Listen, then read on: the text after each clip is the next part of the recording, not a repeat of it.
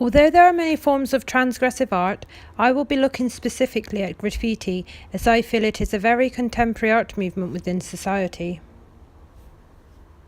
Transgressive art can be perceived as transgressive if seen as offensive by its audience. Art can be perceived as transgressive because of its offensiveness due to its shock value. Graffiti is part of transgressive art and is also considered a transgressive act due to the level of threat to property value, quality of community life, and the cost to taxpayer, businesses, and property owners for the removal of graffiti. Typically, the term street art, or the more specific term post-graffiti, is used to distinguish contemporary public space artwork from territorial graffiti, such as vandalism and corporate art. Some of the earliest expressions of street art were the graffiti on the sides of train carts and walls. This was the work of street gangs in the 1920s and 30s in New York. Modern graffiti began in America in the late 1960s and early 1970s as a form of expression for political activists and rebellious youth cultures such as hippies. Much of what can now be defined as modern street art has well-documented origins dating from New York City's graffiti boom in the 1960s.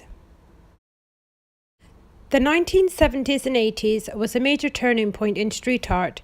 It was a time when young people responded to their social and political environment, where they took the battle of meaning into their own hands. Essentially a legal activity, this process of creation through deconstruction developed into several forms of artistic expression. Stand up for your right. Get up, stand up for your right. Get up, stand up for your right. Get up, stand up. Don't give up the fight. The broken window theory, developed in 1982 by James Wilson and George Kelling, believed that this sense of decay encourages further vandalism and promotes an environment leading to offences that are more serious. This theory argues that maintaining and monitoring urban environments to prevent small crimes such as vandalism helps to create an atmosphere of law and order to prevent more crimes from happening. Even though street art is subversive, it has earned its place within the contemporary art world.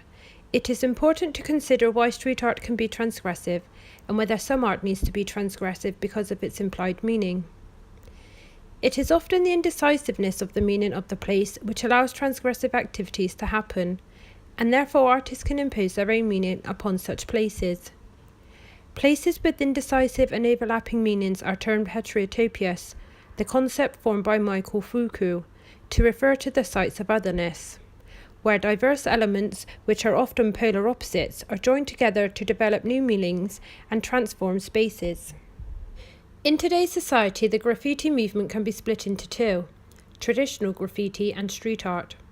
Traditional graffiti can be linked to gangs and territory marking done by tagging and destructing in a creative way. Street art, although hard to define, has its own individual characteristics. However, they both have similar characteristics, such as remaining anonymous due to the risk of criminal prosecution. Therefore, they create an alternative social identity. In recent years, street art has undergone a major transformation in public opinion, and to some extent it has become a socially accepted and respected adjacent to public places that they adorn. Graffiti has become revolutionary in modern society and allows individuals to develop different ideas of the world. Today's street art, while common and growing in acceptance, is largely placed in the middle ground between an act that is against the law and a beautifully respected act of artistic expression. Art or vandalism? Art. Vandalism. Art. Vandalism. Art. Vandalism. Art. Vandalism. From spray-painted subcarts, tag bridges, mural-covered walls, graffiti pops up broadly throughout our cities. It can make statements about our identity, art, empowerment and politics, while simultaneously being associated with the destruction of property and a criminal activity.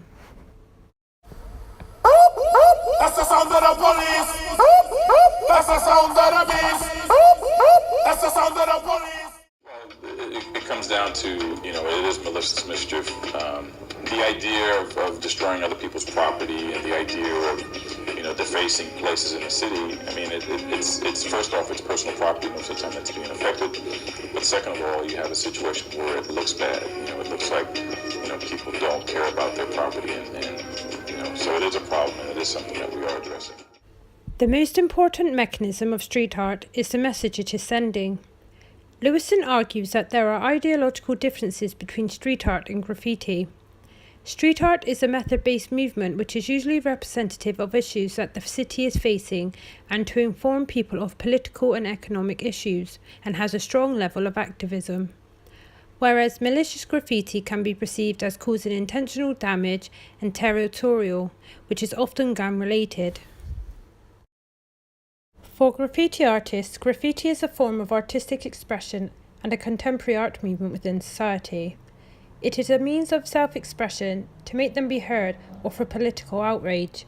It gives them a powerful voice to be heard through the vision of art. Another reason why individuals turn to graffiti is to feel a transgression.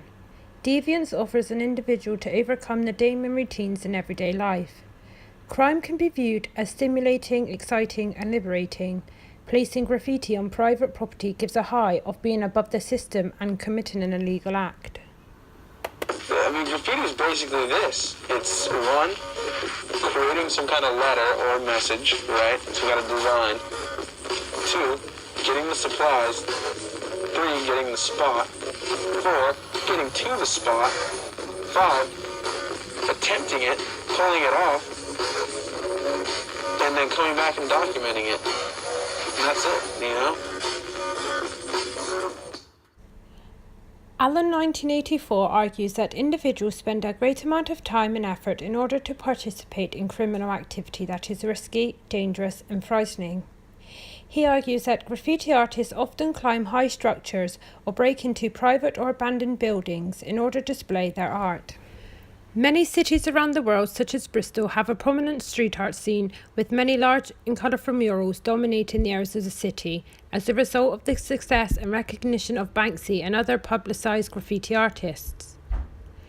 Thanks to graffiti artists such as Banksy, graffiti has painted its way into the streets of Britain. Banksy is an England-based graffiti artist and political activist. His work of political and social commentary have been featured on the streets, walls and bridges of cities throughout the world, and in the 1990s made graffiti seen as art within the public eye. Banksy's work grew out of the Bristol underground scene, which involved collaborations between artists and musicians. Banksy displays his art on publicly visible surfaces such as walls and self-built physical prop pieces. Banksy has received publicity and followers worldwide. The media have made him a worldwide celebrity, even though graffiti street art is a criminal act. Banksy's art has become commercialised and has sold for thousands of pounds to A-list celebrities. Banksy once characterised graffiti as a form of underclass revenge, or guerrilla warfare that allows an individual to snatch away power, territory and glory from a bigger and better equipped enemy. Banksy's work has also shown a desire to mock centralised power, hoping that his work will show the public that although power does exist and does work against you, that power is not terribly efficient and it can and should be deceived. Robert Merton's subcultural theory argues that deviance is a result of individuals conforming to the norms and values of a social group of which they belong to. This can be applied to street art, such as street art which is seen as a subculture within society. If you belong to a group whose norms differ from those of mainstream society, then you are perceived as deviant. Tyrrell and Turner's social identity theory is also relatable to graffiti, suggesting that a person has multiple social identities. Therefore, street artists are a subculture within society. The government cracked down on graffiti by implementing changes to legislation with an introduction of the Antisocial Behaviour Act 2003, which included banning children under the age of 16 from buying spray paints and enforcing on-the-spot fines. Even with this push for public acceptance, the act of defacing public property with any or all messages, whether it is considered art or not, has yet to become permitted or approved by the government, and it is still a criminal offence. Artists can be charged with vandalism, criminal trespass, intentional destruction of property, malicious mischief, and antisocial behaviour.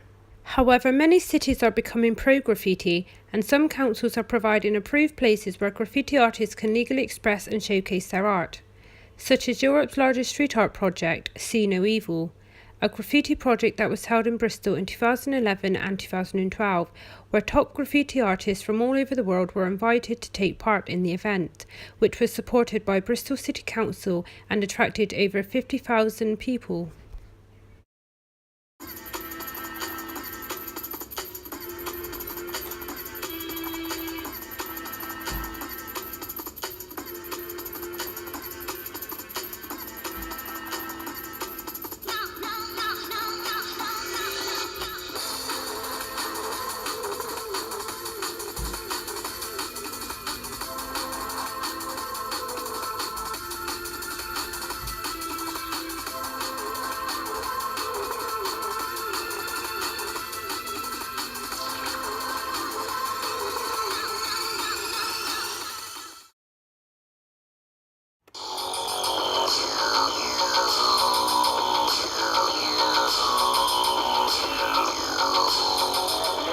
But graffiti gave me a voice, you know? Really gave me a voice. You know, I didn't realize this for a long time, but after I got older, it dawned on me that, you know, I can walk up and write my message. I mean, all the other messages that we get are controlled by newspapers and radio and television and billboards and print ads and magazines and all these things, and they're all paid for. I could walk up for free and put my message out there, and as long as you're willing to get arrested for it and you got that mentality, you can write whatever you want and put any message you want. You know, graffiti is really the last true free speech.